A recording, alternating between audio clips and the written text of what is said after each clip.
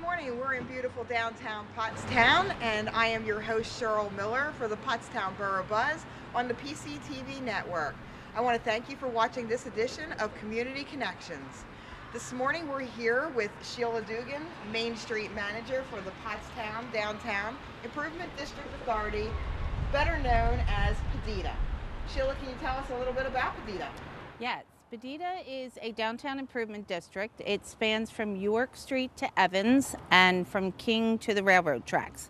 So all of those buildings, all those businesses are who we work to engage in events and engage businesses into coming into downtown. This is our holiday season, so I know that you're very active with events and activities going on. So can you tell us about what you have up and coming for December? Yes, we have a lot of things going on. First, we start off with Small Biz Day, which is November 26th. Remember to buy local. And by buying local in your community, so much more money stays in the community. That helps the economics of the community. So when you shop local for the holidays, we have theater tickets, we have the art gallery, we have all the restaurants. We have lots of little unique little shops here that people can come into, find some cool stuff, and support the local economy.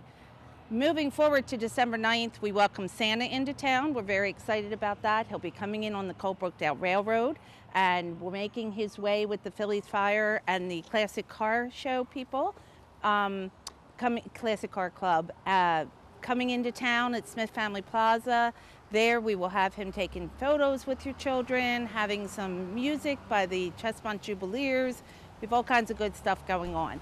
On Saturday, that is our biggest event. Saturday, things start at 8:30 in the morning, from breakfast with Santa, through the craft fair, through cookie decorating, through free movies, a teenage movie, s'mores, all kinds of great things. So we are very, very excited for Saturday's events. On Sunday, we started something new this year at 107.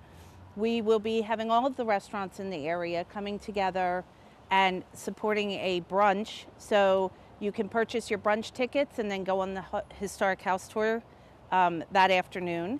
So these are great events. These are great things that are happening in Pottstown, and we are very, very excited. You can find out all the information if you grab a brochure or go to www.downtownpottstown.org. All the information is there. Our Facebook, we're posting things throughout the week of all the different various events. So the brunch you mentioned, the restaurant brunch you mentioned, is at Event 107, which is located at 107 East High Street. Yes.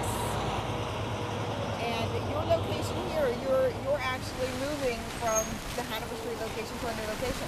We are. On Small Biz Day, because someone had that great idea, we're going to move our offices down to the Main Street on High Street at the New York Plaza. So we will be in with Connections on High, next door to them. And we're very excited because when events are going on, a lot of times they're happening right there on the Main Street on High Street. So we will have our doors open, people will be welcome and easily seen. How will they find you? Through the front doors? Through the front doors, yep. Just walk right in, you won't miss us. I'll be sitting right there. Like any other organization, Sheila, you rely heavily on volunteers to help. So tell us how the community can get involved, and most especially this year. Yes, we do. We look for financial help, we look for volunteer help, we look for everything in between. Volunteers, as a volunteer in many aspects in my life, sometimes it's nerve-wracking because you think, oh, they're going to get me and I'm going to be there forever. We can have people working from home on many aspects of what we do here. We can have people giving donations.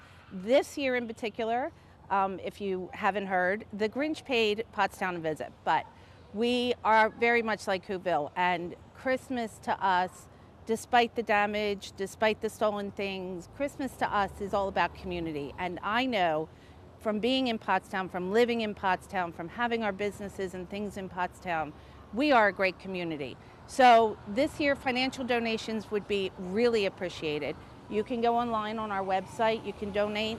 I've always said with 20,000+ people living here in Pottstown, if everyone gave $1, we'd be in great shape. I'm meeting today with a contractor. We will repair the broken windows. We will do all the things that need to be done, and we will keep moving forward with Christmas because we are just a great community, and that's where we are. So donations can be made to Pottstown Downtown Foundation. They can be sent to this address at 17 North Hanover Street, or they can be made online with our website. Is there anything else that you would need other than monetary donations? So some of the items that were stolen were lights. Yes, Outdoor lights. they were outdoor bulb Christmas lights. They also used them on decks, which is where we got them. We got them off of clearance in the spring, and they were much more at Christmas. So yes, we could use the big bulb lights. That was the biggest thing or one of the biggest things that was stolen. The other thing, we have a Christmas CD that was created by local Pottstown artists a few years back. Though some of those were stolen, I also have a lot in my office. So a $5 donation for those during the holidays, they're great gifts. They're great just to add with a gift card or whatever. All those little things can add up to be really big things for us. So that volunteerism, if you're available the weekend of Small Biz Weekend or December 9th, 10th, and 11th, I have lots of places to plug in volunteers. It can be for an hour, it can be for all day. That's up to you. We have Batman coming, we have Santa coming, we're doing Operation Backpack Collections, lots and lots of good stuff. So again, they can reach me through our website and volunteer. Wonderful. And thank you, Sheila, for all that you do for our downtown, because the holiday season is just one part of what you do all year here in the downtown. You have the farm that you started last spring, and that's going to continue year after year and continue to grow. So we're really excited about everything that's happening, everything that you're doing, and so much more to come. Great. Thank you.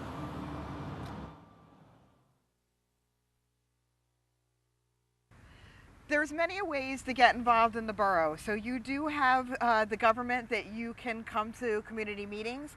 There's lots of community organizations that you can contact. But I think people don't realize that the police department is also a community organization in and of itself.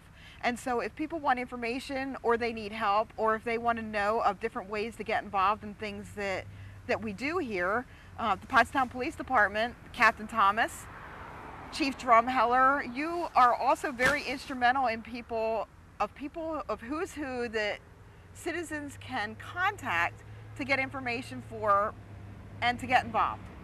Yeah, if someone wants to contact the police department, they can call the 10-digit number, 610-970-6570. They can ask for the administration. We also have a Facebook page for the police department. If somebody sends in a question and it's something that can be answered on Facebook, then we'll do that. Sometimes the questions are not something we would discuss on Facebook, but someone will get back to them either by phone, or have that person ask to call us by phone so we can talk about it. Something other than over social media. But you've been getting more and more active in the community, and Coffee with Cops is one of the newest programs that you guys have started and that you are actively involved in. Yes, the police department has started with the Coffee with Cops program. It's a national program. Came to our area last year in Norristown, and we also had officers that went to the training, so we started this year. Had our first event last month. We're looking for our venue for our second event. Very possibly will be the community college. They've reached out to us and asked us to participate down there, so that hopefully we can get in before the end of the session and have another one down there. The end of the year? The end of the school semester for the college. And that was your first one was very successful, and that was held at Connections on High. Correct. Yeah, it went very well, I thought. There was a lot of walk-ups from the community, just people walking by. We actually had a couple of guys outside kind of directing traffic into Connections so they could come in. And they could just come and talk to you very casually. Yeah, there's no agenda. It's just to come in and meet the members of the department on a social level. It's more geared towards having like the patrol guys or the faces that you see every day. The administration won't necessarily be there because if the chief or I are there, then sometimes people come to us and don't meet the guys that are out on patrol. And it's kind of what we want, was to have the the community kind of meet the people they see every day on a social level. So I did go to the first one to see how it was going.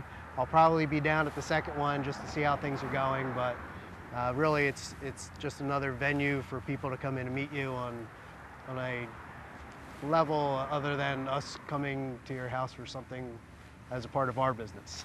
Another new thing that you started, which is going to be an annual event, is the community, not just the National Night Outs, which you already participate in, but actually the community gatherings with the NAACP in the neighborhoods, to bring more people out to, again, meet the police officers that are on patrol, have a casual interaction with. Right, we had a picnic at the Washington Street Park at Washington and Chestnut Street. The same kind of idea, and the idea was fostered by the NAACP. Johnny Corson reached out and said, hey, let's do something in the light of things that are happening nationally, even though there hasn't been any problem like that for us. It seemed appropriate that this would be a good time for everybody to, again, come meet us on a social level and realize,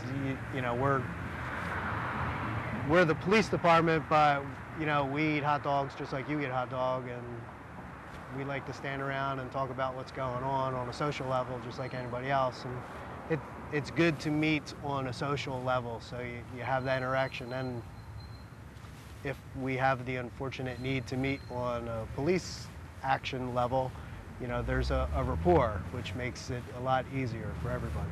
Sure, you have that personal relationship, and now you have a responsibility to one another. Right. So very quickly, I just want to talk a little bit, because you have a very important position, and you were drowned out by a truck. Confirmed by the governor as our safety officer. So that's an extremely important position for the borough. And can you tell us a little bit about what that entails of you to do? The position that you're talking about is the emergency management coordinator for the borough of Pottstown. It was a position that was previously held by Chief Lengel. Beginning of this year, I was given that responsibility, and shortly after I got it, we had Winter Storm Jonas, and I got a little baptism by fire.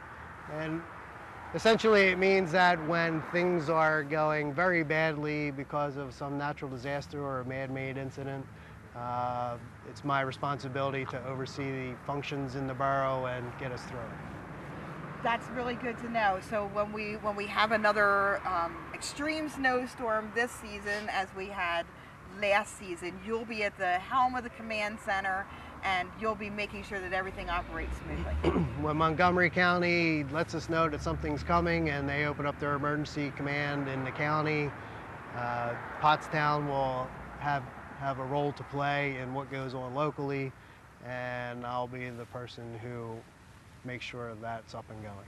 Great. Thank you very much for taking the time with us today, Captain Thomas, and we appreciate everything you do for the community. Thank you. Here we are in downtown Pottstown again on this very cold fall day with Twyla Fisher of Hobarts Run. Good morning, Twyla. Thank you for joining us. Good morning, Cheryl. Thank you for having me here. And you did pick a lovely cold day, third day of like a windstorm in Pottstown. Twyla, tell us a little bit about what Hobarts Run is and what your role is in the community. Hobarts Run was started officially in January when I was brought on as an outreach of the Hill School, and I was hired as the manager of community and economic development for Hobarts Run. So it's a neighborhood improvement district or neighborhood initiative. We've not quite nailed down the name yet, but of 600 parcels around the Hill School. And so I've been working hard since then, trying to not only get to know people in Pottstown, but my neighbors where I live now on Beach Street around the school. And I said it when I came here, I'll say it again, Pottstown is just full of wonderful, hardworking people who are now really coming together in a new way. And I've heard that from other folks in Norristown, other surrounding areas. They're like, something's happening in Pottstown, and people are really going to make a change here. And so I'm excited to be a part of that. And that change has to come from within. So this is a grassroots effort that you're working on, because it's coming from within the people of our own community. That's right. And you too have purchased your lovely home here on Beach Street. That's right. So you are a member of our community, and a very welcome one. Your outreach outreach has gone well beyond the neighborhood around the health school. So you're working with Sheila Dugan, the Main Street manager, on some downtown programs. Tell us a little bit about something that you have new and up and coming. It's exciting.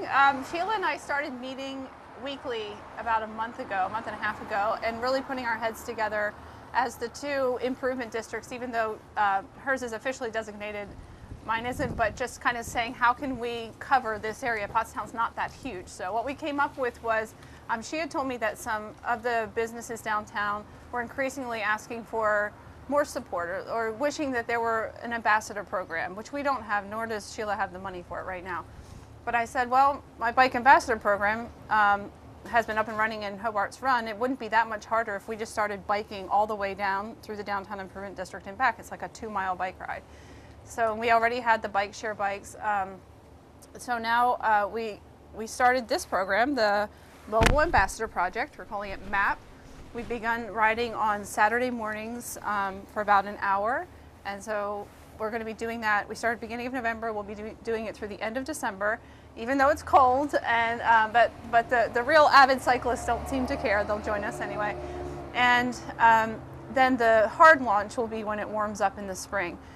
The longer term goal here is to get funding, after we get this up and running as a pilot, to get funding for a downtown ambassador program where you would have, like in cities Reading and Allentown, Bethlehem, you know, the guys in the same color shirts with the walkie-talkies, checking in on the businesses physically, walking around, picking up trash, doing all of that. So longer term goal, but for right now, I think this is a beautiful sign of two entities coming together and saying, let's make a difference.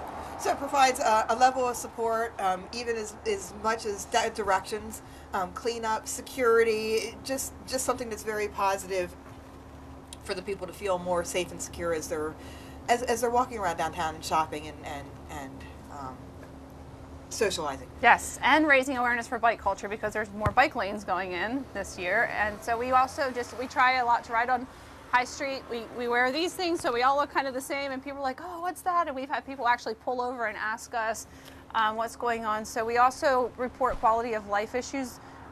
We record them, and then we'll report them to the borough as we're riding. So that takes a little navigating, because you know, you're like looking at the broken window and trying not to get hit, but it's fun.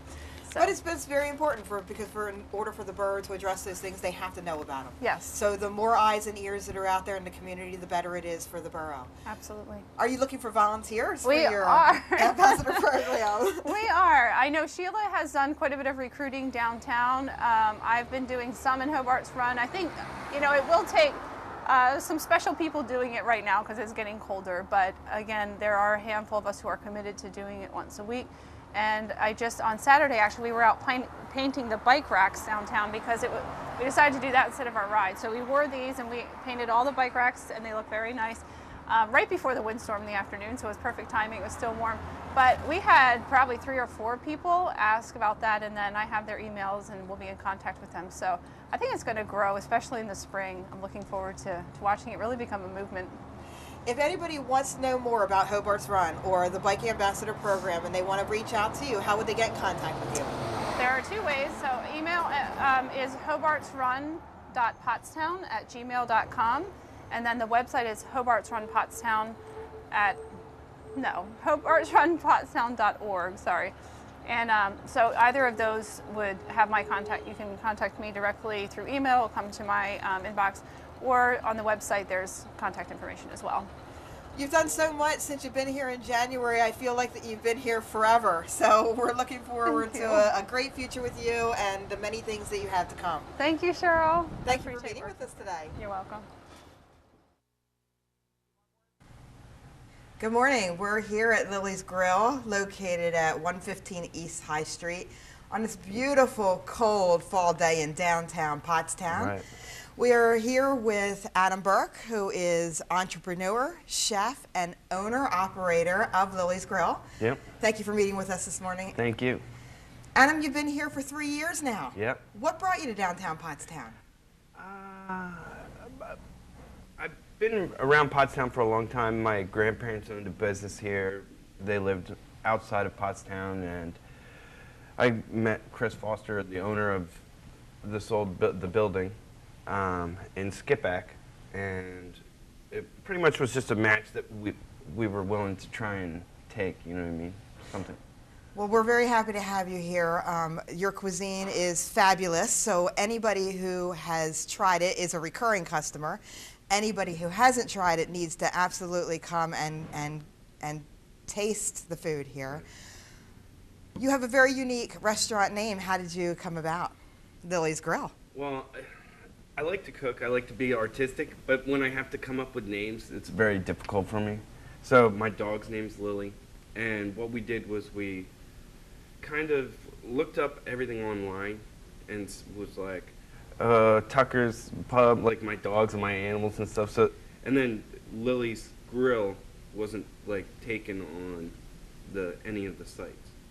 So that was really like, because we were like Lily's Cafe, Lily's blah blah blah, and Lily's Grill wasn't taken. So that's how we did it. It's as uneventful as that sounds. It's a fantastic name. I absolutely love it. You have been named twice now Best Restaurants by the Valley Forge Convention Tourism Board. Yeah. And you've also were named Entrepreneur of the Year last year by the Tri-County Chamber of Commerce. So in 3 years, you have really, progressed this beautiful restaurant into something fabulous. It was pretty easy because the area has really gotten behind.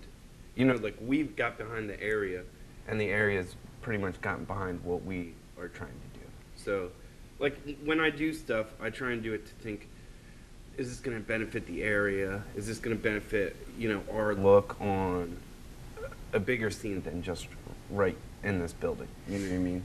And this restaurant is a bring your own bottle, which makes it a nice atmosphere for adults to come and enjoy time. Also, you do catering and delivery service? We do a lot of catering. We do a lot of private parties, events on Sundays and stuff. We don't do too much delivery anymore. But the private parties you do are right here in the restaurant. And then tell us a little bit about your cuisine.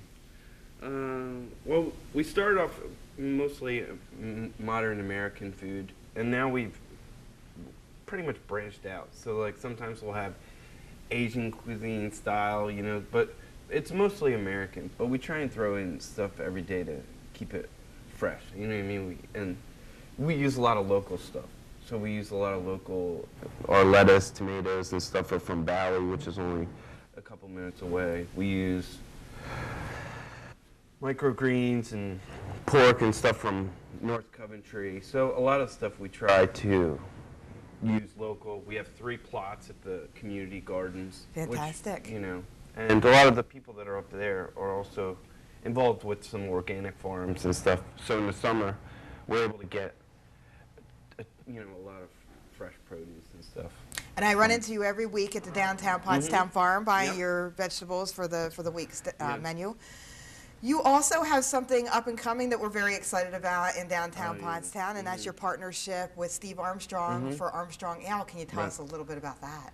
So we're hopefully going to start construction on that within a 2-week period. We just had to button up everything with that. So we're looking at early spring. A hopeful start date for that, and that'll be about a 49-person restaurant with a 15-seat bar. We'll have craft beer, Pennsylvania wines and spirits, and that'll be really awesome. And how are you going to be able to divide your time? Well, we'll probably find somebody to run this, and then I'll be up there, because that'll be high-end pub style, like high-end pub food. So we'll do everything from like elk burgers to like smoked turkey legs, and you know what I mean.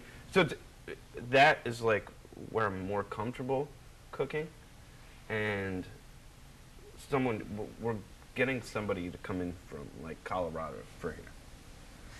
You're more comfortable with the high-end, unique cuisines. Yeah. Now you're very young, so tell me how you became this absolutely wonderful chef at this early age.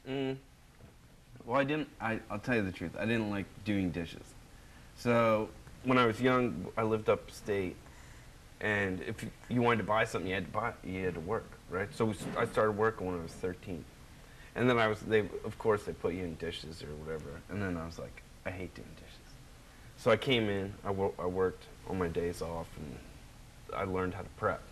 So then I just worked my way up, up the ladder, as they say. And then I was head chef at a couple of restaurants and just been doing it for a long time, actually. And you are an animal rescuer? Yep. Well, the majority of these animals in the middle here are all rescues. My mom does a lot of stuff with, like, animals. And, yeah. I like doing that. I mean, it's, I guess if you're a nice person, you do whatever anyways. You know what I mean? So if you. Adam, you're a pretty amazing guy. So you are not just a chef and an entrepreneur and a business owner. You are also a photographer, an artist, and a band leader. Yeah. So tell us a little bit. Let's start with your artwork. Tell us a little bit about it. So, working in a restaurant, it's always high pay, like fast. But being from up northern Pennsylvania, I kind of always have I respect nature and I like to be outside and stuff. So what I started doing was going out and taking walks and stuff. And then I got a camera and I started taking pictures, and it kind of relaxed me to be outside and stuff like that. And then I just started putting some in Art Fusion, which is on High Street down the street. And it's just a good way to kind of clear your mind and not have to worry about any of the stuff that usually I have to do. But yeah, so hopefully we'll have some stuff coming up with Art Fusion. I know we're going to do a couple events in Smith Plaza, and I know they're going to do something at the park over July 4th weekend. And what do you have coming up at Smith Plaza in May? We're going to try and do a music, food, and art festival. So we're going to be throwing it, and then I'm going to try and get them to provide vendors and crafts, and have it be just another really, really positive event, along with the other stuff that's been going on, I think. And so you're also you're also the lead singer of your own band. Tell us a little bit about the music that you perform. We'll probably play that day. So it'll be Lily's Grill will do food. Then my band will play, and we're trying to get a couple of headliners too. So, but for the last 12 years, I think I started a band, and it's called Madam Inc. Right? So we played, I don't know, anywhere from California to, just everywhere. And we played like big shows. But I don't play as much anymore because I have the restaurant. And Friday and Saturday nights are usually, very busy. Busy for restaurants. What's your genre of music? It's original rock, really, is what it is, yeah. So when we do the brew pub, we'll have like a little spot and we'll play. We'll be able to play and stuff like that. That'll be nice, So we're really looking forward to the many things that you had to bring us, Adam Burke, and welcome to Pottstown, and thank you so much for being here. Yep, thank you.